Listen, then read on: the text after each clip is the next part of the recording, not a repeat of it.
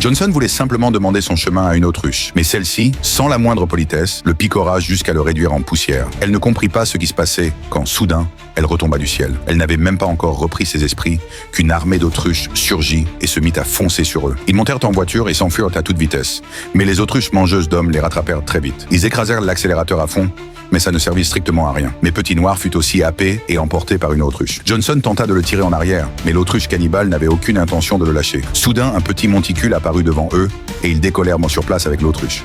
À ce moment-là, les armes du sac à dos de Petit Noir se répandirent partout. Même une bombe nucléaire tomba. Elle fut aussitôt déclenchée par les autruches de derrière.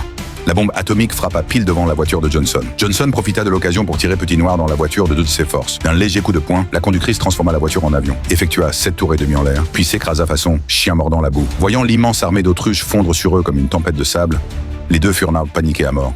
Johnson démarra aussitôt son petit 4 roues, récupéra les deux et fonça droit devant. Mais après avoir parcouru à peine quelques mètres, il eut une inspiration divine et conduisit la voiture droit vers une falaise abrupte. Johnson n'hésita pas une seconde, fit demi-tour et se précipita vers la marée d'autruches. Il n'allait pas se suicider.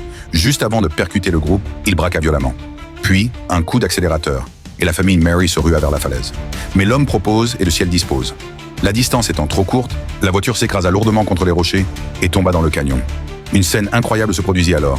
La belle atterrit lourdement au sol, traînant ses longues jambes interminables, mais elle n'eut strictement rien. Petit Noir, miraculeusement survivant, se mit à bavarder sans arrêt, excité à l'extrême, sans remarquer l'hippopotame derrière lui. Heureusement, la belle se jeta au sol à temps. À ce moment-là, Petit Gros commença à faire le malin et à donner des leçons à tout le monde, disant qu'il fallait regarder dans toutes les directions, c'est que le prochain à être malchanceux, ce serait lui. Voyant leur coéquipier mourir tragiquement, tous ressentirent un immense regret. Mais ils n'eurent même pas le temps de pleurer. Le Petit Gros baleine qui venait d'être mangé retomba du ciel. Les 3 bandes sur son bras n'étaient plus que 2. À ce moment-là, un avion atterrit sur la piste. Ils montèrent précipitamment à bord pour s'enfuir. Le pilote leur annonça alors qu'il était un PNJ du jeu et qu'ils avaient été téléportés dans un monde vidéoludique. Chaque personne commençait avec 3 vies. Une fois les 3 vies perdues, il serait impossible de retourner dans le monde réel. À peine eut-il fini de parler qu'ils furent jetés hors de l'avion. Au loin, une autruche arriva en trottinant joyeusement. Le jeu recommença.